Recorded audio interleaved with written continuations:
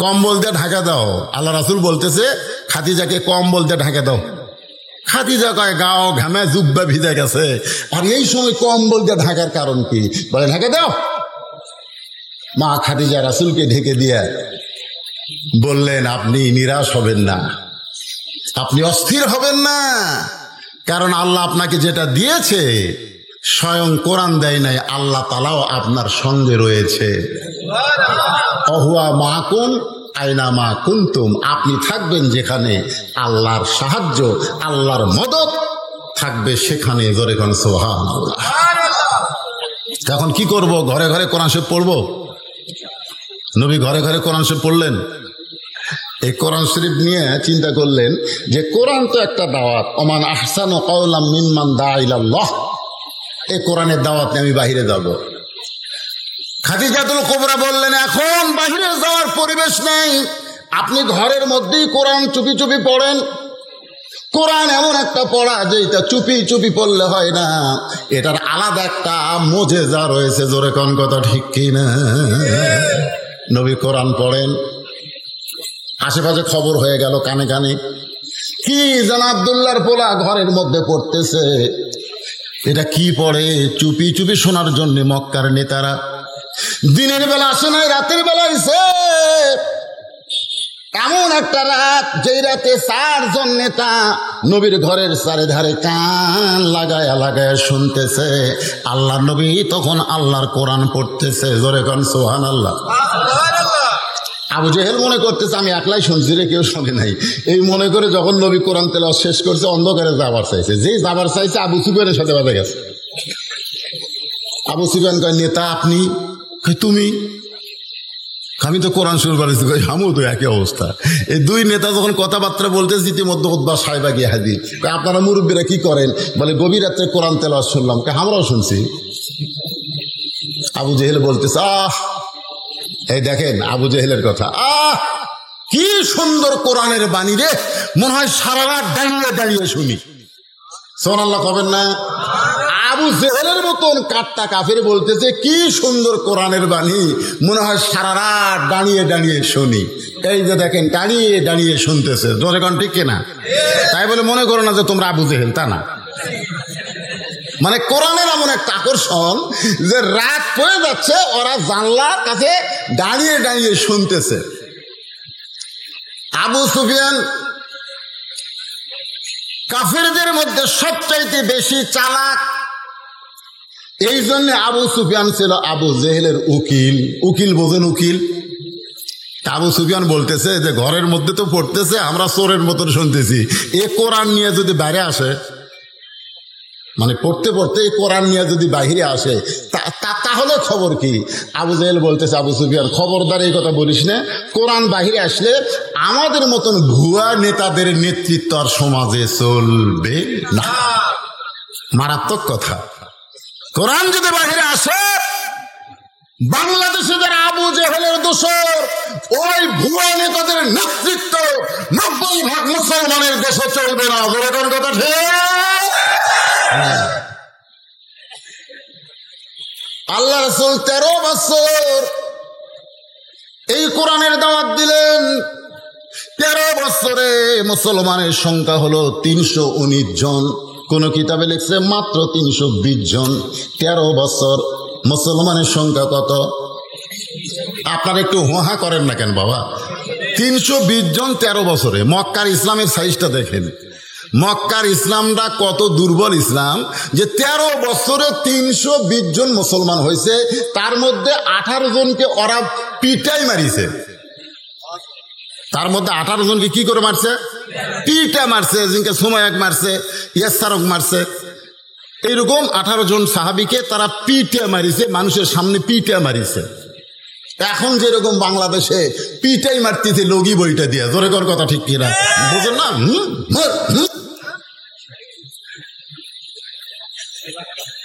নবী আল্লাহর কাছে কয়, আল্লাহ এত কষ্ট করে এই কয়টা মুসলমান হলো, তার যদি এরা পিটাই মারে তাহলে ইসলামের অবস্থাটা কি হবে? আল্লাহ বলেন, হাবিব ইসলামের যদি বিজয় চান তাহলে আবু জেহেলকে ওদেরকে নেতা মেনে আপনি ইমাম হলে চলবে না। এমন একটা জায়গায় আপনাকে আমি পাঠাবো যেখানে আপনি ইমামও হবেন আবার নেতাও হবে। মক্কায় নেতা হচ্ছে আবু জেহেল, রাসূল হচ্ছে ইমাম। এর জন্য ইসলামের বিজয় নেই।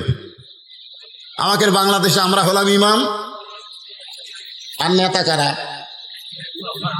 কথা কয় না, কথা কয় না। সব কিছুর বেতন বাড়ে, কিন্তু আমাদের ইমামের বেতন বাড়ে না।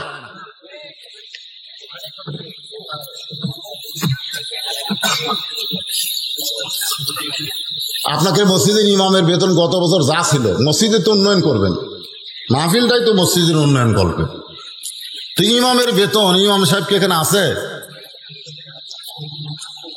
না, ইমামক দাওয়াত দেননি আপনারা? কুটি ইমাম বারে ঘুম পাড়তেছে নাকি? কোনটা ইমাম? হাত তোলো তো বাবা। মাশাআল্লাহ, খুব সাই গেল আমাদের।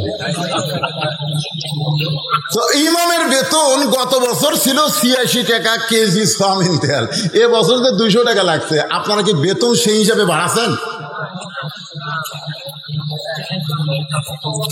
এই শোনেন, কথা শোনেন, বাজারে গোস্তের দাম বাড়লো, মাছের দাম বাড়লো, ডালের দাম বাড়লো, তেলের দাম বাড়লো, ইমামের বেতন বাড়লো না। ওই ইমামের পিছনে একটা দাম মাকরু হবে, মাকরু। ইমামের বেতন বাড়ানোর দরকার আছে না? জোরে করে আছে না?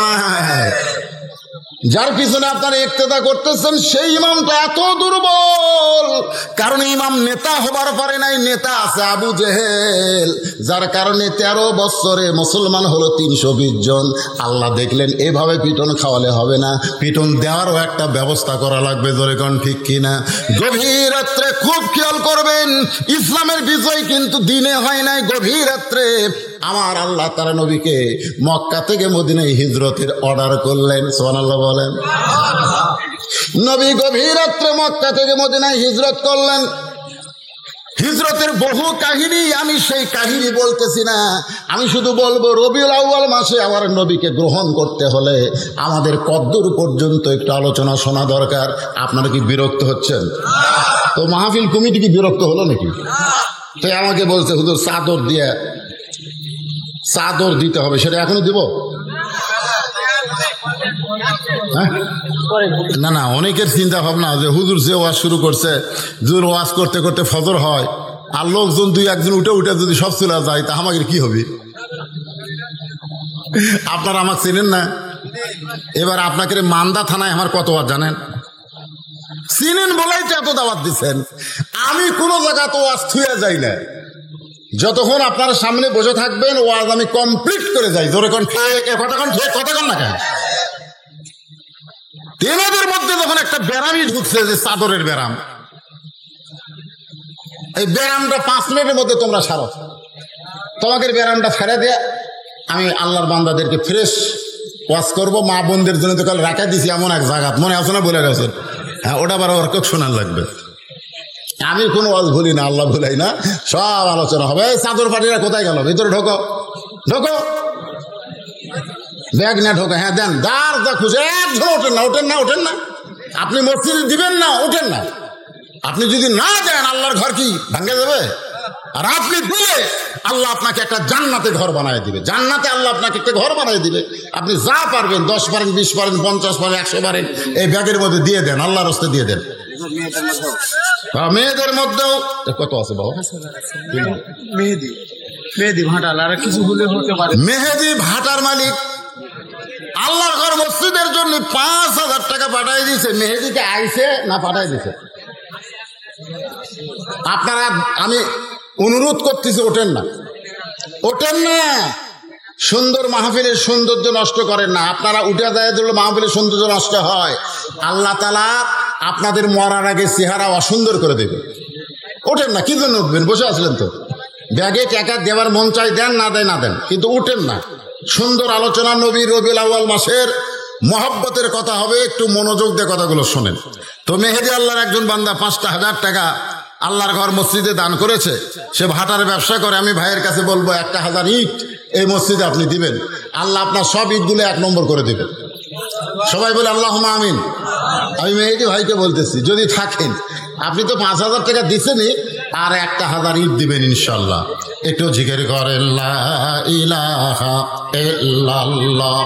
চাদরের আদায় কমপ্লিট, ওই যে আপনার ব্যাগের আদায় কমপ্লিট, আবার আলোচনা শুরু। এই ফাঁক যে হলো, এই ফাঁকটা আপনার জমে বসেন আর জিকির করেন। যারা গেছে চলে গেছে, অসুবিধা নেই।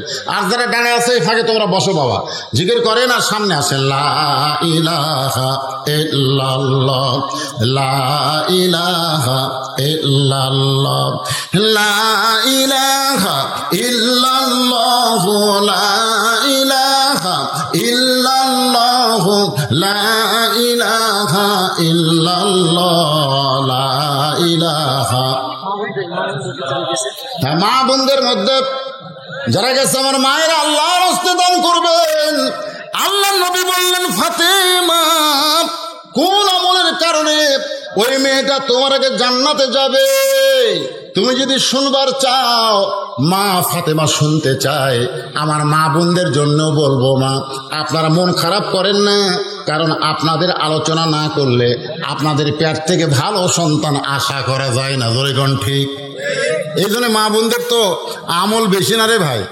আল্লাহ রাসূল বলেছে মেয়েরা মাত্র 4টা আমল করবে। এই ফাঁকা জায়গাগুলো পুরো করে বসলে কি হয়? যারা দাঁড়িয়ে আছেন এই সুযোগ আপনারা বসেন। যারা গেছে চলে গেছে, ধানের থিবে সবগুলো কি ধান? কি সবগুলো কি ধান? ধান তো না, সিটা আছে, সিটা আছে। সিটা দিয়ে আপনি কি করবেন? বাতাস দেওয়া লাগবে। এ ব্যাগ দিছি মানে বাতাস দিছি, বাতাস দেওয়াতে সিটাগুলো সব উঠে গেছে, এখন ধানগুলো সব আছে। ধানগুলো একটু জমে জমে বসেন। যদি যেখানে কাদা আছে কাদা বাদ দিয়ে একটু জমে জমে বসেন, মাঝখানে যেন শয়তান বসার চান্স না পায়। আমরা গত 2 বছর ওয়াজ করে শান্তি পাইনি। এই করোনার কারণে বলতে পারিনি চাপা বসেন, চাপা বসেন, কারণ করোনার আমাদের ফাঁক করে দিয়েছিল। জোরে কোন ঠিক কিনা? ফাঁক হন। কিন্তু আর কি করোনা আছে? এই জন্য এখন চাপা বসেন। আর রবিউল আউয়াল মাসের নবী সম্পর্কে, কোরআন সম্পর্কে মহিলারা প্রশ্ন করেছে আয়েশাকে। সে বলেছে 9 বছর আমার স্বামীকে আমি বহুবার দেখেছি, নবী হিসাবে দেখেছি মাত্র কয়বার? 3 বার। মহিলারা বলতেছে আজকে স্বামী সম্পর্কে আমরা শুনবো না, আপনি যে 3 বার নবী দেখলেন, কেমনে দেখলেন, দেখার সাইজটা কিরকম, এই 3 বার নবী সম্পর্কে আমরা শুনতে চাই। আপনারা শুনবেন না ভাইজান? হ্যাঁ, এই আদায় আর হয়নি, সব ব্যাগ আলা চলে এলো। একলা মাঝখানে কি করে রে? এইদিকে আদায় হয়েছে, ব্যাগের আদায় হয়েছে। হ্যাঁ, চলে আসেন বাবা, ব্যাগগুলো উঠে আসো। মাঝখানে কেউ ব্যাগগুলো হাঁটলে ওয়াজের নূর নষ্ট হয়ে যায়। একটু মহব্বত না জিকির করেন লা ইলাহা ইল্লাল্লাহ, লা ইলাহা ইল্লাল্লাহ, লা ইলাহা ইল্লাল্লাহ, লা ইলাহা ইল্লাল্লাহ, লা ইলাহা ইল্লাল্লাহ, লা ইলাহা ইল্লাল্লাহ, লা ইলাহা ইল্লাল্লাহ, মুহাম্মাদুর রাসূলুল্লাহ সাল্লাল্লাহু আলাইহি সাল্লাম। আয়েশা বলতেছে আমি জীবনে প্রথম নবীকে দেখলাম, নবীর গায়ের জুব্বা ছিঁড়ে গেছে। নবী যে পোশাক পরেন সেই পোশাকটা ছিঁড়ে গেছে। ওই একটা মাত্র জুব্বা ছাড়া নবীর তখন দ্বিতীয় কোনো জুব্বা ছিল না। আমি একজন বিবি হয়ে আমার স্বামীর গায়ে ছেঁড়া কাপড় এটা আমি সহ্য করতে পারি না, কিন্তু সবসময় গায়ে রাখার কারণে আমি একজন গায়ে দেওয়া পাঞ্জাবি মানুষকে কেমনি সেলাই করে দিব। আয়েশা বলতেছে রে মেয়েরা, জীবনে প্রথমে নবীকে দেখলাম কেমনে শোনো। নবী যখন ঘুমায় গেছে আমার কাছে, ঘুমায় গেছে, আমি তাকাই দেখি ওই ছেঁড়া পাঞ্জাবি জুব্বাটা নবী আল্লাহর উপরে রাইখা দিছে। আমি এখন ওই জুব্বাটা সেলাই করব, কিন্তু তাকায় দেখি আমার ঘরে আলো জ্বালানোর মতন কোনো তেল ছিল না। আলো যদি জ্বালাবার না পারি তাহলে শুয়ের মধ্যে সুতা কেমনে ঢুকাই দিব? নবীর ছেঁড়া পাঞ্জাবি সেলাই করব কেমনে? আমি যখন এই চিন্তা করতেছিলাম, এমন সময় দেখি নবী আমার দিকে তাকায়া ঘুমায় আছে। নবী এইভাবে হাত বাড়ায় বলতেছে কে গো আয়েশা, তুমি কি আমার পাশে নাই? তুমি কোথায় গেলে? আয়েশা বলতেছে, রে মেয়েরা শোনো, আমি চুপি চুপি নবীর পাঞ্জাবিটা নিয়ে আমি নবীর পাশেই দাঁড়িয়েছিলাম অন্ধকারে। রাসূল মুস্কে হাসিতে বলে, আয়েশা তুমি আমার গায়ের পাঞ্জাবি সেলাই করবা, কিন্তু ঘরে আলো নাই। ঘরে আলো না থাকলে কি হবে? আমি আলো তোমার কাছে রয়েছি। আয়েশা বলে, এই বলে নবী কপালে একটা হাত দিলেন। হাত দেওয়ার পরে হাতটা টান দিয়েছে, গোটা ঘর এত আলো যে একটা সুচ ঘরের মধ্যে পড়ে থাকলেও দেখা যাবে। আমি সুয়ের মধ্যে সুতা ঢোকায় যখন নবীর পাঞ্জাবিটা সেলাই করে দিলাম, এমন সময় আবার আলোটা কোথায় যেন চলে গেল। আমি নবীর কাছে গিয়ে বললাম, কি দেখলাম? ওগো আমি কি দেখলাম? আল্লাহ রাসূল বলেন, আয়েশা স্বামীর বুকের কাছে শুয়েছিলে, স্বামীর পাঞ্জাবিটা সেলাই করবা, কিন্তু আলো ছিল না। কিছুক্ষণ আগে যে আলো দেখলে, আমি তখন নবী হয়ে তোমার সঙ্গে দেখা দিয়েছি। এই জন্য আমাদের নবী আলো, সিরাজাম মুনিরা। একটু মনোযোগ দিয়ে শুনবেন, সেই নবী দুনিয়াতেই রবিউল আউয়াল মাসে এসেছেন, আবার এই মাসে দুনিয়া থেকে মারা গেছেন। অনেকে বলে নবীর জন্ম মৃত্যু দিন। আমরা যারা নবীর আশেক হব, নবীর যাওয়ার দিনকে আমরা মৃত্যু দিন বলবো না, আমরা বলবো নবী বিদায় নিয়েছে। জোরে কোন কথা ঠিক কি না? নবী কি মারা গেছে নাকি? মারা গেছে। যদি মারা যায় তো আপনারা যে দরুদ পড়তেছেন, একদল ফেরেশতা আপনার মুখে দিয়ে সাল্লাল্লাহু আলাইহি সাল্লাম, এটা শেষ হওয়ার সঙ্গে সঙ্গে এই দরুদ নিয়ে রাসূলের রওজার পাশে গিয়ে হাজির হয়। ফেরেশতারা যায় রাসূলকে বলে, ইয়া রাসূলুল্লাহ, ওই যে মান্দার কি পাড়া, হ্যাঁ কয়া পাড়া, আপনার পাগল উম্মতেরা আপনার প্রতি দরুদ পড়েছে, এই দরুদগুলো জমা নেন। তো রাসূল যদি মরে যায় তাহলে দরুদ জমা দিবে কেমনে? কথাটা বুঝলেন? আমার কথা কি বুঝলেন? হ্যাঁ, একটু মনোযোগ দিয়ে শুনবেন। মেয়েরা বলতেছে, মা আরো দুইবার আপনি নবীরে কেমনে দেখলেন আমরা শুনতে চাই। আমি একে একে সব কথাই বলবো, তবে এখন যেটা বলতেছিলাম, নবী হিজরত করে মদিনায় গেলেন। মদিনায় যাওয়ার পরে আপনারা জানেন, নবী কিন্তু মদিনার অসংখ্য আনসার যারা মদিনার, তারা নবীর কাছে এসে ঈমান গ্রহণ করলো। মুসলমানের সংখ্যা বাড়া শুরু হয়ে গেল। কিন্তু মক্কার আবু জেহেল, উতবা, সাইবা, আবু সুফিয়ান, এদের মাথা ঘুরতেছে। এদের মাথা ঘুরতেছে কে রে? নবী যে গভীর রাত্রে মক্কা ছেড়ে মদিনায় গেল, মদিনায় যায় কি করতেছে? আচ্ছা আপনারা বলেন তো ভাই, যেই নবীকে ওরা দেখতে পারে নাই, সেই নবী ওদেরকে ওদের দেশ ছাড়িয়ে দিয়ে আর এক দেশত গেছে, তাহলে এরকে মাথা ব্যথার কারণ কি? গেছে গেছে ঝামেলা চলে গেছে, জোরে কোন ঠিক কিনা? তারপরেও আবার আবু জেহেলেরা গ্রুপেরা মিটিং করে বলতেছে, এই নবী যে মদিনাত গেল, মদিনায় যায় কি করতেছে দেখছেন? আচ্ছা আমরা বাংলাদেশে ইসলামী আন্দোলনের কর্মীরা কি করি, এর জন্য আমেরিকা মাথা ঘোরায় কেন? আমরা কি করি প্রতিবেশী ভারতের মাথা ঘুরে কেন? কারণ ওরা জানে কোরআনের আইন যদি কোনো পৃথিবীর ভূখণ্ডে চালু হয়ে যায়, ওই কোরআনের নূর দিয়ে গোটা পৃথিবী দখল হয়ে যাবে। জোরে কোন সুবহান। আপনারা জানেন, ওরা জানে, ওরা জানে, সেই জন্যই তো শুরু করবে প্রণাম দিয়ে। আমাকে এলাকার দুই পুলিশ আমাকে বলতেছে, হুজুর আমরা ওই যে পূজা পড়া দিবার যাচ্ছি, আমি কইলাম প্রণাম করবো না নামাজ পড়বো? কি যে বিপদ হুজুর, আপনারা হাজার হাজার মানুষ ওয়াজ করেন, আমাকেও যাওয়া লাগে না? আরে 3 ঠেকে একজনের 10 হাত বানিয়ে থসে, ওকে আবার পড়া দেওয়া লাগে। তা আমি এক পুলিশ চৌকিদারে বললাম, কি হয়? কিছুক্ষণ পর পর আসে। আমি বললাম ভালোই তো প্রণাম করলো রে, কিন্তু দশমীর দিনে আবার কি করে, কয় ও যে বাঁশ দিয়া চোকা বাঁশ দেবরি পাশাত, আবার যাক প্রণাম করলো তাকে আবার লাত্তে লাত্তে ডুবেলো। জোরে কর কথা কর না কেন? যাক প্রণাম করলো তাকে আবার লাত্তে লাত্তে ভেঙ্গে ফেলে দিল।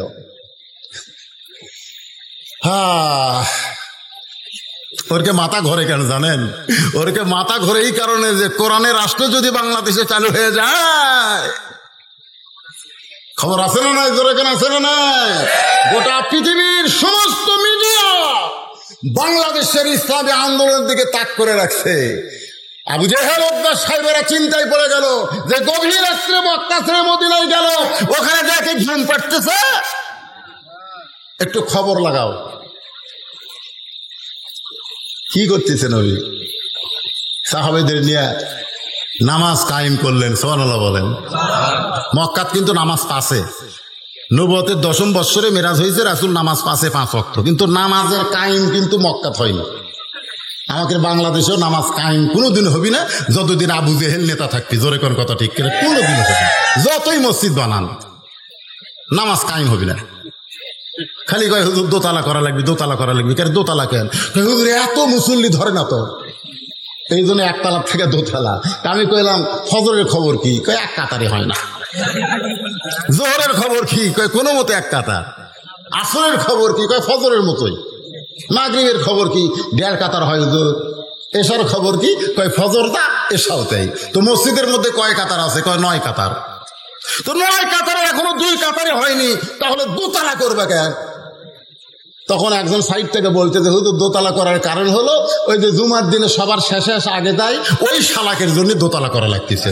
ওই শালা, ওরা কিন্তু মুসল্লি না, ওরা হলো শালা। ধরে কোন ওরা কি? আরে ওই তো শালা কইছে। আল্লাহ কোরআনে বলেছে ফাওয়াইলুল লিল মুসাল্লিন, এরা নামাজি নয়, এরা নামাজের নামে ঠাট্টাকারী। ধরে কোন কথা ঠিক কিনা? আমাদের বাংলাদেশে নামাজ কায়েম হবে না। 2-4 জন বুড়া ভাঙ্গা চূড়া মসজিদে যায় শিয়াল নিয়ে, ওই গোটা মান্দা ঘুরে ঘুরে বাজার করে।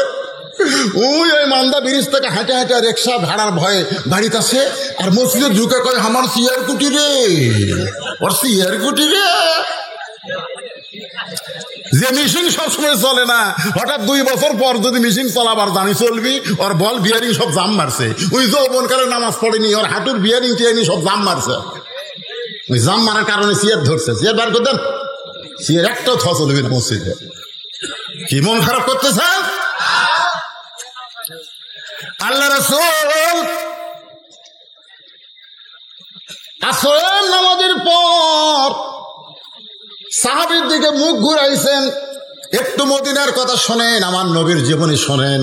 আসরের নামাজের পরে সাহাবীর দিকে মুখ ঘুরাইছেন। সমস্ত সাহাবীদের নিয়ে নবী আলোচনা করতেছেন, সাহাবীরা শুনতেছেন। এমন সময় ফেরেশতা জিবরাইল হাজির। সুবহানাল্লাহ। ফেরেশতা জিবরাইল এসে বলতেছে, ইয়া আইয়ুহান নাবিয়্যু হারজিল মুমিনিনা আলাল কিতাল। আল্লাহু আকবার বলেন না। নবী গো, খালি নামাজের ওয়াজ, রোজার ওয়াজ, তাসবিহ তাহলিলের ওয়াজ করলে হবে না। আপনি কি জানেন যে আপনি মক্কা ছেড়ে মদিনায় হিজরত করেছেন? মক্কার কাফেররা বসে নাই, যে কোনো সময় এরা মদিনা আক্রমণ করতে পারে। আর মদিনা যদি আক্রমণ করে, আপনি দোয়া দিয়ে, দরুদ দিয়ে, নামাজ দিয়ে, রোজা দিয়ে আপনি মদিনা বাঁচাবার পারবেন না। মদিনা বাঁচাতে হলে এদেরকে স্ট্যান্ডিং আর্মির মতন গড়ে তুলতে হবে। ওই কাফের বেঈমানদের বিরুদ্ধে লড়াই করতে হবে।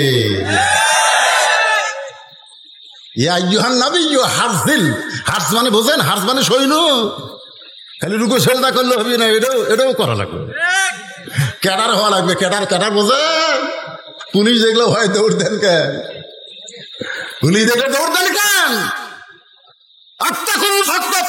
আল্লাহর ভয় যথাযথ কলিজার মধ্যে থাকলে মুসলমান আজরাইলকে ভয় করে না। জোরে কোন কথা ঠিক কিনা? আজরাইল তুই আমার জান কবজ কর, আমি জান্নাতে যাই। জোরে কারো সুবহানাল্লাহ। কেন মুসলমান ভয় কিসের? আল্লাহ কোরআনে বলেছে আমার রাস্তায় মর। দুনিয়ার মানুষ তোদেরকে মৃত্যু বললেও আমি আল্লাহ ঘোষণা করে দিলাম, ওয়ালা তাকুলু লিমান ইউকতালু ফি সাবিলিল্লাহি আমওয়াত বাল আহইয়া। বাল আহইয়া, তোর মৃত্যু নাই, তুই অমর। দুনিয়ার মানুষ তোকে কবরে রাখবে, আর আমি আল্লাহ জান্নাত থেকে তোর কবরে রিজিক পৌঁছে দিব। তোর কারণে সুবহানাল্লাহ।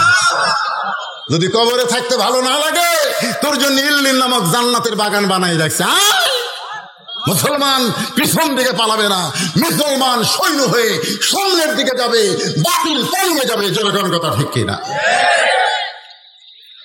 মাত্র 8 বছর, মাত্র 8 বছরে মদিনা থেকে নবী 10,000 সাহাবী নিয়ে মক্কার দিকে রওনা দিলেন। যুদ্ধ না, খালি হেঁটে হেঁটে আসতেছে, খালি হেঁটে হেঁটে আসতেছে।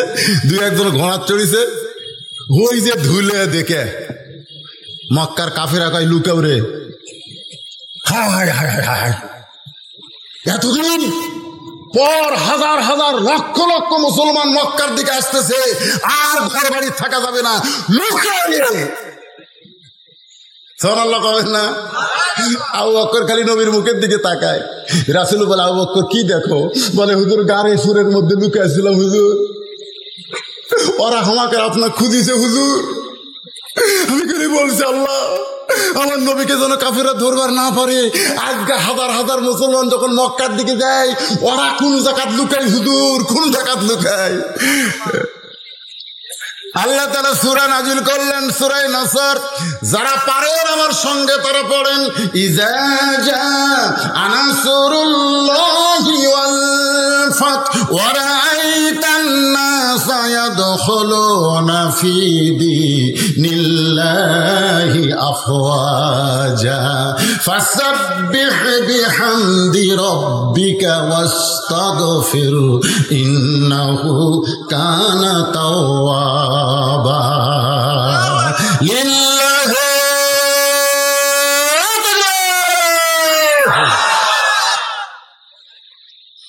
নাই রে, কেউ নাই। আল্লাহ রাসূল কাবা ঘরে উঠলেন। কাবা ঘর উঁচু জায়গা, উঠে বললেন, মক্কার লোকেরা, আমি একদিন গভীর রাত্রে মক্কা ছেড়ে মদিনায় হিজরত করেছি, তোদেরকে পালান লাগবে না। তোরা যতই যুদ্ধ অপরাধী হ, আমি রাসূল তোদেরকে মাফ করে দিলাম, ফাঁসি দিব না। আমি রাসূল, ইসলাম মাফ করা, ইসলাম মাফ করা। 40 বছর পর ফাঁসি দেওয়ার নাম ইসলাম না। কাবা ঘরের উপর উঠে রাসূল বললেন, মাফ করে দিলাম রে। এ আবু জাহেলের বেটা ইকরাম ইবনে জাহেল, যে উহুদের ময়দানে নেতৃত্ব দিয়ে আমার দান শহীদ করেছিস, তোকে মাফ করে দিলাম। রে আবু সুফিয়ান, উহুদের ময়দানে তুই নেতা হয়েছিলিস, তোকে মাফ করে দিলাম। রে হামজা, আমার চাচা আমির হামজার কলিজা চাবায় খাইছিস, তোকে মাফ করে দিলাম। জোরে করে সুবহানাল্লাহ। হাসি মিথ্যা সাক্ষী দিয়ে হাসি দেয়। হ্যাঁ, মাফ করে দিছে। রাসূল কাবার উপর থেকে দেখে এক বুড়ি মানুষ টোপলা লিয়া পড়ে আর ওঠে, পড়ে আর ওঠে। বুড়ির চাইতে টোপলা বড়। আল্লাহ রাসূল কয়, আমি আলামিন, আবু জেহেল ডিগ্রি দিছে, সেই নবী মাফ করে দিলাম, তারপরও বিশ্বাস নাই। নবী কাবা ঘর থেকে নেমে দৌড়ে গিয়ে বুড়িটার সামনে গিয়ে বললেন, বুড়িমা, আপনি এরকম এত বড় হাই টোপলা নিয়ে কোথায় যান? বুড়ি বলতেছে, বাবা তুমি জানো না, আব্দুল্লাহ এতিম পোলা মদিনা থেকে মক্কাতে সে যাকে পাচ্ছে তাকে মারতেছে। মিডিয়া মিডিয়া মিডিয়া ভুল প্রচার করছে। টুপি আলারা জঙ্গি। সিনেমার মধ্যে হুমায়ুন ফরিদি, মস্ত বড় টুপি, মুখর দাড়ি। এই শালা এটিএম শামসুজ্জামান, ইয়া বড় টুপি, মুখর দাড়ি, যুদ্ধ করে মেয়ে মানুষ দেখলে চোখ মারে। ওরা মিডিয়া সিনেমা দেখা শেখায়, হুজুরাই লুচ্চা রে, হুজুরাই লুচ্চা রে। আপনারা কম তো এটিএম শামসুজ্জামান কি হুজুর, হুমায়ুন ফরিদি কি হুজুর? এই শালারা তো লুচ্চা, হুজুরের পোশাক পরে। এখন ওইটা দেখে যুবকেরা কয়, বজরশিদ মনে হয় তা। আল্লাহ নবী বললেন, বুড়িমা, আপনি যে কথা শুনেছেন সেইটা ঠিক নয়। আব্দুল্লাহ এতিম পোলাকে কি আপনি কোনোদিন দেখছেন? আপনি যদি তাকে দেখতেন তাহলে এমন কথা বলতে পারতেন না। বুড়ি বলতেছে, বালাই ষাট, খবরদার আব্দুল্লাহ এতিম পোলার কথা আমার কাছে বলিস না বাবা, ওর নাম শুনলে আমি হাত ফেল করব। এত ভয় খাওয়া খাচ্ছে, এত মিডিয়া খারাপ প্রচার করছে আমার নবীর চরিত্র নিয়ে। নাম বলিস না, নাম শুনলে হাত ফেল। আল্লাহ রাসূল বলে, বুড়িমা, তাহলে টোপলা তো টানতে পারতেছেন না, আমি আপনার কুলি হইয়া কোথায় যাবেন সেই পর্যন্ত আপনাকে টোপলা পৌঁছায় দিব। বুড়ি বলতেছে, তুই কোন মায়ের সন্তান রে? তোর মা ভালো, তোর বাবা ভালো। আমার পেটের 4টা সন্তান, আমার পেটের 4টা সন্তান আব্দুলের এতিম পোলার ভয়ে হামাক ছাড়িয়া দৌড় মারছে। আমি বলছি বাবা বাবা আমি তোকে বুড়ি মারে আমার সাথে আমার ছেলেরা বলতে বুড়ি তুই মো তোর টান বেড়ে আমরা মরবো নাকি? আমার সন্তানের আমার ছেড়ে গেল, আর তুই কার মায়ের সন্তান আমার টোপলা টানবি? আল্লাহ রাসূল টোপলা মাথায় নিছে। বুড়ি বলতেছে টোপলা নিয়ে কি পালাই যাবি? নই বললেন পালাবো কেন, হাত ধরেন হাত ধরেন, তালদার পালাচ্ছি না। বুড়ি কয় যাকবারে কুলিও পেলাম লাঠিও পেলাম, জোরে কোন সুবহানাল্লাহ। নবী আমার কুলি হয়েছে, বুড়ির লাঠি হয়েছে। পাহাড়ের গুহা পর্যন্ত এসে বলতেছে বাবা এটা হলো নিরাপদ এলাকা, এই গুহার মধ্যে আমি থাকতে চাই। আমার অসংখ্য লোক এই পাহাড়ের গুহার মধ্যে লুকে আছে, আমি এইখানে লুকাবার চাই। আল্লাহর নবী গুহার মধ্যে বুড়িটা টোপলা দিয়া বলে বুড়ি মা তাহলে আপনি থাকেন, আমি এখন চলে যাব। বুড়ি বলতেছে বাবা তুমি তো চলে যাবা, যাওয়ার সময় আমি তোমাকে একটা উপহার দিবার চাই। বলে কি উপহার দিবেন? বলেন আমার টোপলার মধ্যে একটা ছুরি রয়েছে, আমার টোপলার মধ্যে একটা ধারালো ছুরি রয়েছে, এই ছুরিটা আমি গোপনে রাইখা দিছি। যদি আব্দুল্লাহর এতিম পোলারে পাইতাম তাহলে এর বুক বরাবর আমি বসায় দিতাম। আমি আব্দুল্লাহর পোলারে পাইনি, তুমি যদি পাও এই ছুরিখানা তার বুকে বসায় দিও। নবী বুড়িটার ছুরি নিয়ে কান্দের বলে মাবুদ মক্কার মিডিয়া রাহমাতুল লিল আলামিনকে এমন ভাবে প্রচার করেছে একটা বুড়ি পর্যন্ত তার বুকে ছুরি মারতে চায়। এখনো পৃথিবীর সব মিডিয়া কার দখলে? ওই ইহুদি খ্রিস্টান হিন্দুকের দখলে। জোরে করে কথা কর না কেন? এখন কিছু মিডিয়া আমাকে ওয়াজে যে রেকর্ড করতেছে, হ্যাঁ এর জন্য দোয়া করার দরকার আছে না নাই? এরা কোনো গানের অনুষ্ঠানে যায় না, এরা বক্তাকে খুঁজে খুঁজে বক্তার ওয়াজগুলো এরকম মিডিয়ায় ছাড়তেছে, যার কারণে বদরশিদে আজকে বাংলার লোক দেখতেছে। আমাদের বাংলাদেশের লোকেরা লন্ডন যারা আছে, আমেরিকা যারা আছে, ব্রিটেন ফ্রান্সে যারা আছে, সৌদি আরব দুবাই যারা আছে, তারা কিন্তু আমার ওয়াজ দেখতেছে। জোরে কোন কথা ঠিক কথা কণ্ঠে। তাহলে মোটামুটি এই মিডিয়াটা আছে, কিন্তু পেপার টেপার যা আছে ওরা মাত্র 4 জন মেয়ে মানুষ বারে দাদির মতন গামছা কাপ দিছে ঢাকা ভার্সিটি। কয়জন? 4 জন মেয়ে মানুষ বলতেছে ওরা পোশাকের স্বাধীনতা চাই। 40টা মিডিয়ামকে ধরে আসে, ওইটা আবার বিশাল ভাবে টেলিভিশনে খবর করতেছে। 4 জন ন্যাংটা মেয়ের খবর টিভি দেয়, আর আমার মতন বক্তা হাজার হাজার মানুষ ওয়াজ করে। এই খবর কোনোদিন বাংলার মিডিয়া দেখায় না। ধরে কোন কথা ঠিক কথা বল না? আল্লাহ রাসূল ছুরিটা নিয়ে কাঁদতেছে। বুড়ি বলে বাবা যদি তোমার ভয় লাগে তাহলে তুমি আমার সঙ্গে গুহার মধ্যে থাকো, তোমার যাওয়া লাগবে না বাবা। আমার টোপলার মধ্যে অনেক খাবার আছে, আমরা 2 জন মিলে খাবার চাই। নবী কান্দের বলে বুড়ি মা আপনি যাকে মারার জন্য ছুরিটা আমার হাতে দিলেন আমি সেই আব্দুল্লাহর এতিম পোলা।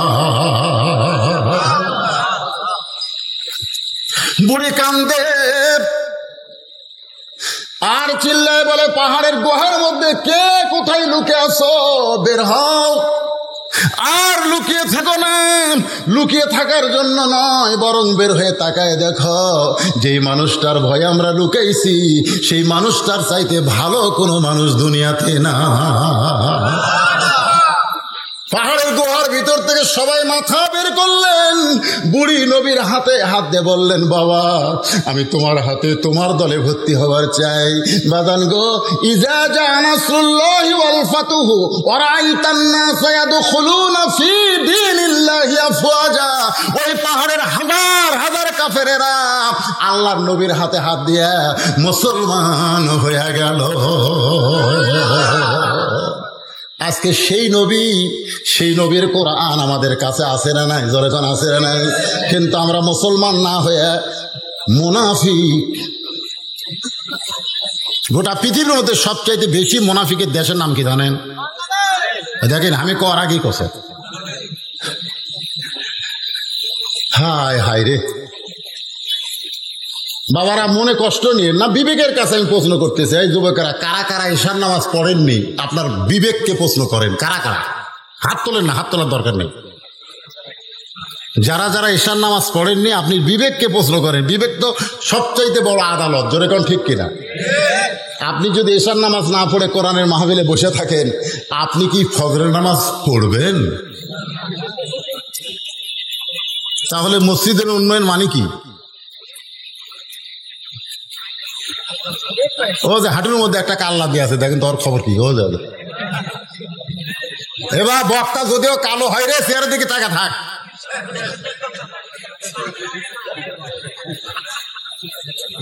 কি ভাল লাগতেছে না? তাকায় থাকেন। আমার মা বোনদের জন্য 4টে লাইন ওয়াজ করার দরকার আছে না নাই? আবার ওরা যাবে আর কবে হুজুর আমাকে লাইনও তুলে দিয়ে আর ওয়াজ করলো না। এই জন্য আপনারা একটু ধৈর্য ধরেন। আপনাকে অনেক ওয়াজ শুনলাম, এখন মা বোনদের জন্য 5টা মিনিট বলবো। তার মধ্যে আমরা ওটা বসে করবেন নাকি যে হুজুর এখন মেয়ে একের ওয়াজ ধরতে আমরা যাই? আরে মেয়ে তো আমার বাড়িতে আছে, আছে না নাই? আছে না নাই? আসার সময় দাড়ি ধরে আদর করে। আমার বউ দাড়ি ধরা কয় কখন আসবেন, কখন আসবেন? আমি কইলাম কেন, একলা ঘুম ধরে না? তো কয় না, একটা সময় বলেন কখন আসবেন, আজকে ওয়াজ কখন শেষ হবে? আমি কইলাম আজকে ওয়াজ করে মান্দা যাচ্ছে, মান্দার লোকেরা 12টার পরে ওয়াজ শোনে না। না 12টার পরে মান্দার লোকেরা ওয়াজ শোনে না। আমি শুনি। তো আমার বউকে আমি বললাম নাও আসতে পারি। বলে তাহলে কোথায় যাবেন? আমি বললাম যদি আজরাইল আমার ধরে তাহলে বল তর্কে আসা যায়। আমার বউ কান্দের কয় আপনাকে আজরাইল ধরবে এই কথা আমার মনে হয় না, খালি পুলিশ ধরবে, র্যাব ধরবে, এটা আমার মনে হয়। আজকে যারা কোরআনের মাহফিলে বসেছো যুবক, এটা তোমাদের জীবনের শেষ মাহফিল হতে পারে। এশা নামাজ পড়ো নাই, তওবা করো। ফজর থেকে জীবনে একটা ওয়াক্ত নামাজ আর বাদ দিতেছিও না। ফজর থেকে নামাজ শুরু করে দাও। ইন্নাস সালাতা তানহা আনিল ফাহশাই ওয়াল মুনকার। একমাত্র নামাজই পারে মানুষকে যাবতীয় খারাপি থেকে বাঁচাই দিতে। রাসূল বললেন ফাতেমা ওই যে একটা পাহাড় দেখতেছো? বলে হ্যাঁ। ওই পাহাড়ের পাশে কি একটা জঙ্গল দেখা যায়? বলে হ্যাঁ, ছোট্ট একটা জঙ্গল দেখতে পাই। রাসূল বলে ফাতেমা ওই জঙ্গলের পাশ থেকে ছোট্ট একটা ঘর, ওই ঘরটা হলো একটা কাঠুরিয়ার ঘর। ওই কাঠুরিয়ার বউ জামিলা আল্লাহ তোমার আগে জান্নাত দিবে। রাসূল চমকে বলে ওই কাঠুরের বউ জামিলা আল্লাহ তোমার আগে জান্নাত দিবে। সঙ্গে সঙ্গে ফাতেমা বলে বাবা ওই কাঠুরের বউ জামিলা জীবনে কি এমন আমল করলো যে আমল করার কারণে আল্লাহ আমার আগে তাকে জান্নাত দিবে?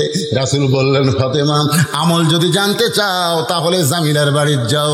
পরের দিন আসরের নামাজের পরে ফাতেমা চুপি চুপি জামিলার বাড়ির দরজায়, মেয়েরা যখন রাস্তা দিয়ে যাবে শোরগোল করবে না চুপি চুপি যাবে? কথা কন, মেয়েদের কথা বলা চলবে? চুপি চুপি। মেয়েরা আমার মায়েদেরকে বলতেছি মা রাস্তা দিয়ে যখন যাবেন তখন এমন ভাবে যাবেন জনগণ যেন বুঝবার না পারে এটা কে যায়। এমন একটা কালো বোরকা পরবেন। বাবারে শোনেন, একের চোখ মুখ ঢাকা লাগবে, চোখের চশমা কালো, হাতত মুজা কালো, পাওয়ার জুতা কালো। অনেক মেয়েরা বলবে হুজুর এই গরমের দিনে যদি এইরকম পোশাক পরে আপনি পরেই দেখেন আল্লাহ জান্নাত থেকে আপনার শরীর এসি করে দিবে। যারা বোরকা পরে এরকম গরম লাগে না, যারা লাইলুদি বাড়ি করে বেড়ায় এরা গরমে আরো বগল কাটা পরবার চাই। আর ইয়ার কে বা সাইজ ভাই, এর কে সোপা খোপার কোনো ঢপই নাই। আমি ঢাকার এক মাহফিলে বলেছিলাম এই যে মমতাজ যে আমাকে রোগলে ওয়াজ করে না, আমি বলছিলাম মমতাজ মেয়ে মানুষ না মরদ মানুষ? সব লোক হুজুর মেয়ে মানুষ। আমি বললাম ওর চেহারা দেখলে তো মেয়া মনে হয় না, মনে আস্ত একটা আটার বস্তা। জোরে কোন কথা ঠিক কিনা? আগা গোড়া একেবারে লেবে ব্যাপারটা নারীদের কোনো সাইজ দেখে রে। হ্যাঁ আমার মায়েরা শোনেন, মা ফাতেমা চুপি চুপি জামিলার বাড়ির দরজায় ওই কাঠুরের বউ জামিলাকে ফাতেমা ডাক দে বলে জামিলা আমি নবীর মেয়ে ফাতেমা, আমি একটু আপনার ঘরে যাবার চাই। জামিলা দরজাতে এসে কাঁদতেছে। ফাতেমা কয়, কান্দো কেন? বলে, কান্দার কারণ হলো সারা জীবন থেকে সাধনা করেছি আল্লাহ নবীর মেয়ে ফাতেমাকে এক নজর দেখতে চাই, নবীর মেয়ে ফাতেমাকে একটা নজর আমি দেখতে চাই। ফাতেমা বললে, তাহলে দরজা খুললেই তো তুমি দেখা বাবা। জামিলা বলতেছে, দরজা খুলবো কেমনে, কারণ স্বামী আমার বাড়িতে নাই, আর স্বামীর হুকুম ছাড়া ফাতেমার জন্য দরজা খুলতেও আমি বড় ভয় পাই। কার হুকুম? জোরে কথা কর না কেন? কার হুকুম? স্বামী রে, স্বামী। আমাকে গুলে স্বামী মানে স্বামী। রাসূল বলেছে, যদি কোনো নারীকে আমি বলতাম সেজদা কর আল্লাহ ছাড়া কাউকে, তাহলে স্বামীর কদমে সেজদা করার হুকুম দিতাম, কিন্তু আল্লাহ ছাড়া কাউকে সেজদা করা যাবে না, এই জন্য বলা হলো না। এখান থেকে প্রমাণ হলো আল্লাহর পরে মেয়েদের কাছে সবচাইতে দামি হলো তার। জোরে কন্যা কেন? দামি কে? জোরে। যারা বলতেছেন না তারা মনে হয় দুর্বল পুরুষ। বিয়ে না করলে কি হবে? করবি না? একটু শোনান দরকার। ডাকতেছে, রোকেয়া। কথা নাই, রোকেয়া কথা নাই। কয়বার ডাকছে? তৃতীয়বার ডাকতেছে। কি করবে? স্বামী অসহায়। রোকেয়া। ওরে বাবা রে, স্বামী বসা মানুষ ভয়ে লাভ দিয়ে উঠছে। হায় হায়, দুইবার ডাকছে, কথা খাই নাই। তৃতীয়বার যখন ডাকছে এমন করে, আমাকে এক গ্লাস পানি দাও গো, ভরিয়া খাও, ভরিয়া খাও। আমার কাম নেই, আমার কাম নেই। আল্লাহ রাসূল বলেছেন, নফল নামাজের মধ্যে বউ যদি স্বামীর হয় আর স্বামী যদি তাকে ডাক দেয়, নামাজ বাদ দিয়ে স্বামীর সামনে দাঁড়াতে হবে, নামাজ বাদ দেয়। শুধু ফরজ নামাজ ছাড়া অন্য যে কোনো নামাজ। হ্যাঁ, কি হলো? এই যে আবার কি কয়?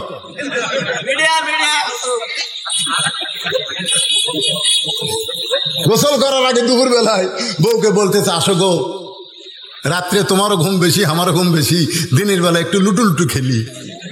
বউ বলতেছে, আমি রোজা আছি, আমি রোজা আছে, স্বামী জানাইনি। আমি মায়েদের পায়ে হাত দিয়ে বলতেছি, নফল নামাজ, নফল রোজা স্বামীর হুকুম ছাড়া করা যাবে? জোরে কান করা যাবে না? শব্দ জোরে কান করা যাবে? ফাতেমা চমকে বলতেছে, জামিলা তাহলে কি তুমি দরজা খুলবা না? জামিলা বলতেছে, আজকের মতো আপনি ফেরত যান, আজকের মতো ফেরত যান, আগামীকাল এই সময় আসবেন, দরজা খুলে দিব। কারণ স্বামী যখন কাঠ বিক্রি করে বাড়িতে আসবে, স্বামীর কাছ থেকে দরজা খোলার হুকুম নিব। ফাতেমা মনে মনে কয়, আল্লাহ রে, এটা কেমন বউ রে, স্বামীর হুকুম নাই দেখে হামাক ঘুরে দিচ্ছে। কাক ঘুরে দিচ্ছে? খাতুনে জান্নাত ঘুরে দিচ্ছে, স্বামীর হুকুম নাই। পরদিন ফাতেমা আবার চুপি চুপি, কি আমলের কারণে আমার আগে জান্নাত যাবে জানা লাগবে না? পরের দিন আবার চুপি চুপি যেই বের হয়েছে, হোসাইন পিছন থেকে ডাক দেওয়া, বলে, মা গতকাল কোথায় গেছিলেন, আজকে আমি যাবো। একলা একলা তো ভালোই ঘুরতেছেন। ফাতেমা দেখলো হোসাইন তো যে যে দি কি করবে, হোসাইনকে সঙ্গে নিয়ে গেছে। দরজার কাছে যা হোসাইন বলতেছে, মা এই ভাঙ্গা বাড়ির দরজা আপনি গতকাল আসছেন, আবার আজকে পাচ্ছেন। ফাতেমা বলতেছে, জামিলা দরজা খুলে দাও। জামিলা বলতেছে, দরজা খোলার জন্য 1 ঘন্টা হলে দাঁড়িয়ে আছে, কিন্তু খোলা যাচ্ছে না। ফাতেমা বললেন, খোলা যাবে না কেন? বলে, কে যেন বললো, মা মা ওই সন্তানকে নিয়ে যদি ঢুকতে চান তাহলে আজকের মতো আপনি ফেরত যান, আর সন্তানকে বাইরে রেখে যদি আপনি একা ঢোকার শর্ত দেন তাহলে আমি দরজা খুলবো।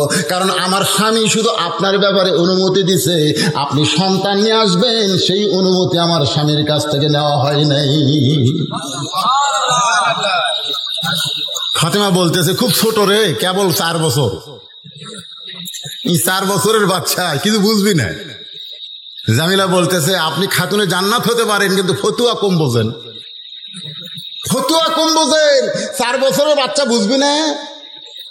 আল্লাহ রাসূল বলেছেন, তোমার সন্তান যতদিন তোমার দুধ পান করবে ততদিন সন্তানের সামনে স্বামী স্ত্রী মহব্বত করো, অসুবিধা নেই।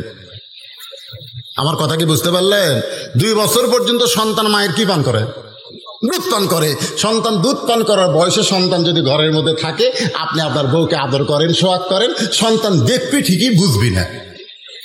কিন্তু যেই দুধ ছাড়ার বয়স হয়েছে 2.5 বছর, তখন সন্তান ঘরের মধ্যে চেতন থাকলে আপনি যদি আপনার বউকে আদর করেন, ওই বাইরে এসে বলতে পারে, আব্বা তাই মাছ চাপায় ধরছিল রে, বলতে পারে। চিন্তা করে দেখেন, নিজের 2.5 বছরের বাচ্চার সামনে আমার হালাল বউকে আমি আদর করতে পারবো না, আর 14ই ফেব্রুয়ারি ভ্যালেন্টাইন ডে কলেজ ভার্সিটি পার্কে মনে কাছে বসে কুত্তা জোড়া লাগছে। ধরে কর কথা ঠিক হয় বাংলাদেশ রে। আর নতুন একটা খবর হলো, ইডেন কলেজ। কি কলেজ? ছেলে বাবা আর চাচা গেছে মেয়ে দেখতে, মেয়ে দেখা পছন্দ হয়ে গেছে। তো বাবা যা হাদিয়া টাকা টুকা দিছে, দিয়ে এখন বলতেছে বিয়ের বাপকে যে আপনার মেয়েকে আমাদের পছন্দ হয়েছে। তো ছেলে আর বাপ চাচা যখন আসতেছে, তখন ছেলে বলতেছে, আব্বা পছন্দ তো করলেন, কিন্তু মেয়েটা কোন কলেজে পড়ে শোনা লাগবে। তো বলে, বাবা তা তুই শোনায়। তো ছেলে যায় মেয়ে বলতেছে, আপনার তো আমার বাপ মা পছন্দ করছে, তা আপনি কোন কলেজে পড়েন? মেয়ে কছে ইডেন। যে ইডেন কছে ভাই, উনি এত জোরে দৌড়, দরজা ভেঙে গেছে। বাপ কয় কেড়ে দৌড়েস খেয়ে, তো ইডেন কলেজে যারা পড়ে এরা হলো ব্যবসা, ওরকে বিয়ে করে কোনো লাভ নেই, বিয়ার আগেই ওরকে কামকা সব হয়ে যায়।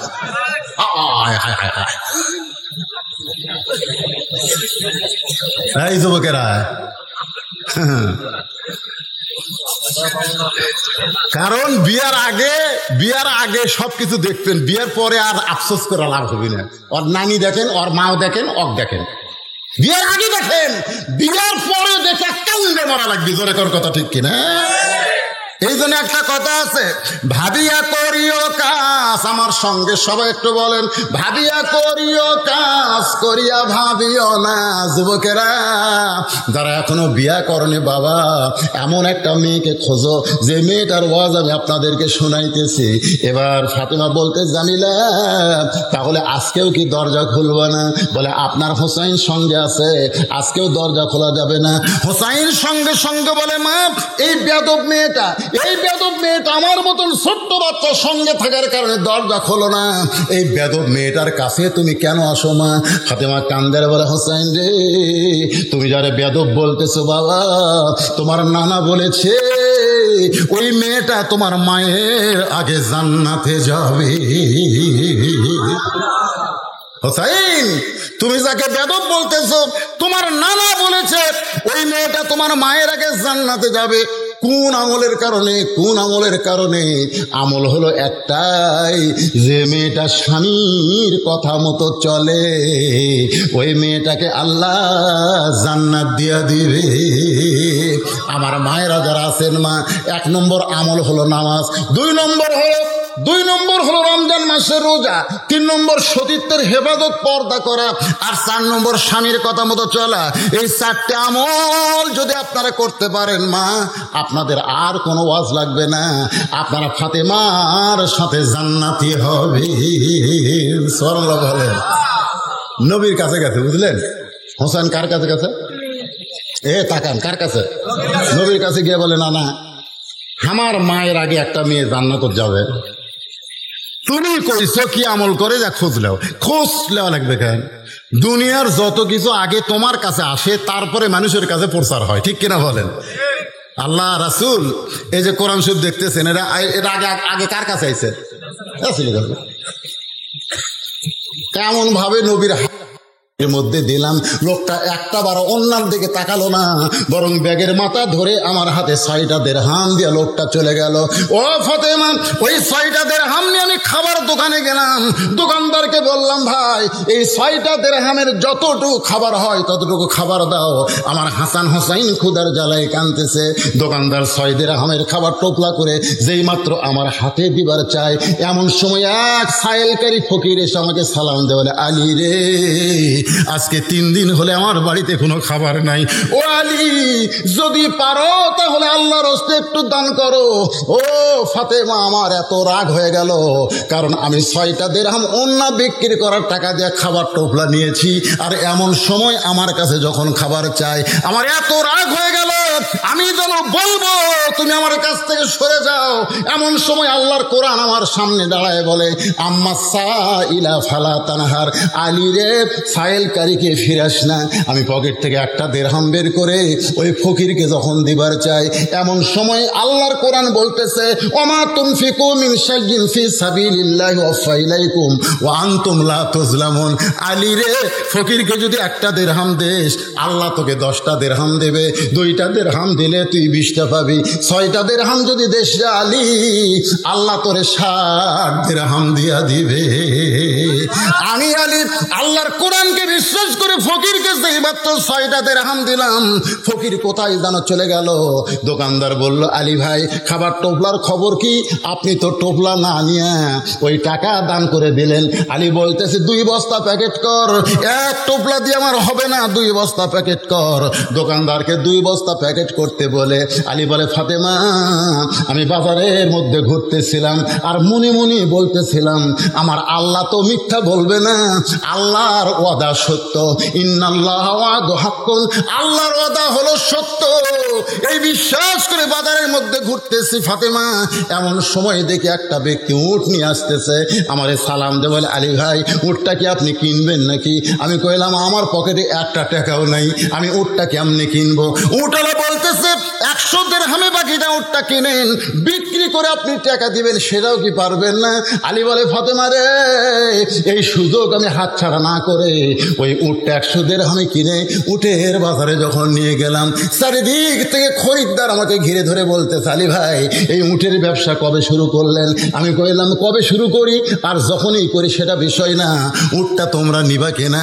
এক খরিদ্দার কানে কানে বলতেছে, উটটা আমার পছন্দ হয়েছে, আপনাকে 160 দিরহাম দিতে চাই। আলী বলে, ফাতেমা, ওই 100 দিরহাম উটওয়ালাকে দিয়া বাকি 60টা দিরহাম দিয়া 2 বস্তা খাবার, 1 বস্তা কান্দে আর 1 বস্তা হাতে করে যখন দরজায়, তোমার কি মনে আছে তুমি দরজা বন্ধ করে দিলে? আমি বললাম, ফাতেমা, দরজা খোলো। তুমি শুধু বললা অন্না বিক্রি করে টাকা দিয়া 1 টোপলা খাবার হবে, 2 বস্তা খাবার কোথায় পাইলেন? যতক্ষণ 2 বস্তা খাবারের কথা না বলবেন ততক্ষণ আমি ফাতেমা দরজা খুলবো না। আর রিজালু কাওয়ামুনা আলান নিসা, আল্লাহর কোরআন বলতেছে পুরুষেরা নারীদের উপরে থাকবে। ফাতেমা দরজা না খুললে আমি বলবো না। ফাতেমা বলতেছে, আপনি না বললে দরজা খুলবো না। ও ফাতেমা, তোমার কি মনে আছে তুমি যখন দরজা খুললেই না? কারণ তুমি এমন একজন নারী, তুমি এমন একজন বউ, স্বামী কেমনে কামাই করে খুদ থেকে নিয়ে আসে, বেতন পায় 5000 আর বাসা ভাড়া 10,000, প্রত্যেক বাজার ইলিশ কিনা আনে, এই শালা যে ঘুষ খায়, এটা বইয়ের ধরার দরকার আছে না নাই? তুমি এমন বউ যে অন্য বিক্রয়ের টাকা দিয়ে 1 টোপলা হবে, তুমি 2 বস্তা দেখে যখন দরজাই খুললা না, তখন আমি কান্দের হাতে বসতাম রাগ করে আল্লাহর নবীর দরবারে। আমি যখন নবীর দরবারে, তখন নবী বসেছিলেন, আমাকে দেখেই নবী দাঁড়িয়ে গেলেন, আমার কাঁধ থেকে বস্তা নামায় নিলেন, হাত থেকে বস্তা নামায় নিলেন। আমি বললাম, নবী গো, আপনি এত ভালো, অথচ আপনার মেয়ে ফাতেমা দরজা খুলল না। আপনি আমার কাঁধ থেকে বস্তা নামায় নিলেন, কিন্তু আপনার মেয়ে ফাতেমা দরজা খুলল না। রাসূল মুস্কে হাসিতে বলে, আলী রে, যদি ফাতেমা দরজা খুলতো তাহলে তুমি কি আমার কাছে আসতে? তাই না? তা তো আসতাম না। তো দরজা খোলেনি, না খোলার কারণে তুমি আমার কাছে আইছো। এখন তুমি বলো তো, তোমার কাছ থেকে অন্য কে কিনছে? আলী কয়, হুজুর, আমি তো জানি না। তোমার কাছ থেকে যে ফকির ভিক্ষা নিছে সেই ফকিরের খবর কি? আলী কয়, হুজুর, আমি তো জানি না। তোমার কাছে যে উট বিক্রি করলো আর যে উট কিনলো, এর কে খবর জানা আছে? আলী বলতে, তো হুজুর, আমি কিছুই জানি না। রাসূল বললেন, জানবা, কারণ আনা মাদিনাতুল ইলমে ও আলিউ বাবুহা, আমি হচ্ছে ইলমের শহর আর তুমি হচ্ছে তার দরওয়াজা। জোরে কর সুবহানাল্লাহ। কেরে, ফাতেমার ওন্না দুনিয়ার কোনো মানুষ কিনতে পারে? ফাতেমা হলো পর্দানিশী, তার ওন্না ফাতেমা না বুঝে তোমাকে বিক্রির খবর দিতে পারে, কিন্তু দুনিয়ার কোনো মানুষ কিনতে পারে ফাতেমার ওন্না? এক আলী ছাড়া দুনিয়ার কোনো পুরুষ লাড়বে পারবে? এই জন্য আমি আল্লাহ ফেরেশতা পাঠাছি, 6 দিরহাম দিয়ে যাও ফাতেমার ওন্না কিনে জান্নাতে জমা দাও। ফাতেমার ওন্না জান্নাতে আছে, নবী বলতেছে ওই 6 দিরহাম তোমাকে দিছে। তুমি যখন খাবার কিনবার গেছো তখন আল্লাহ তাআলা বলতেছে আল্লাযী খালাকাকুম, আল্লাহ সূরা মুলকের মধ্যে বলতেছেন তাবারাকাল্লাযী বিয়াদিহিল মুলকু ওয়া হুয়া আলা কুল্লি শাইইন কাদির আল্লাযী খালাকাল মাউতা ওয়াল হায়াতা লিয়াবলুয়াকুম আইয়ুকুম আহসানু আমালা। ধরে কার সুবহানাল্লাহ। আল্লাহ কয় ফেরেশতা যা ওই 6 দিরহাম লিয়ে আয়। ফেরেশতাকে আল্লাহ 6 দিরহাম দিয়ে হাসান হোসেনের খাবার কিনতেছে। আল্লাহ বলতেছে যারা আমার বান্দা হবে তাদের কাছে সন্তান আগে না, দুনিয়া আগে না, তাদের কাছে আল্লাহ আগে। জোরে কোন সুবহানাল্লাহ। লিয়াবলুয়াকুম, পরীক্ষা হবে, পরীক্ষা। দেখি আজকে পরীক্ষা আলী কাক ভালোবাসে। ফেরেশতা ফকির হয়ে তোমার কাছ থেকে 6টা দিরহাম নিয়ে গেছে। ওই 6টা দিরহাম যখন নিয়ে যায় ফেরেশতা কান্দা দেখে আল্লাহ কয় কান্দিস কেন? বলে আল্লাহ সন্তানের জন্য খাবার কিনবার চাইছিল আর সেইটা ফকির হয়ে নিয়ে আসলাম। আল্লাহ কয় এতই যদি দয়া হয় তাহলে যেই উটের পিঠে চড়ে ফাতেমা জান্নাতে যাবে ওই উটটা বিক্রি হবে যা। ওই ফেরেশতা উটটা বিক্রি করছে। 100 দিরহাম বাকিতে আবার 160 দিরহাম কিনেছে। 100 দিরহাম তারে দেওয়ার পরে বাকি 60 দিরহাম দিয়ে 2 বস্তা খাবার কিনেছ।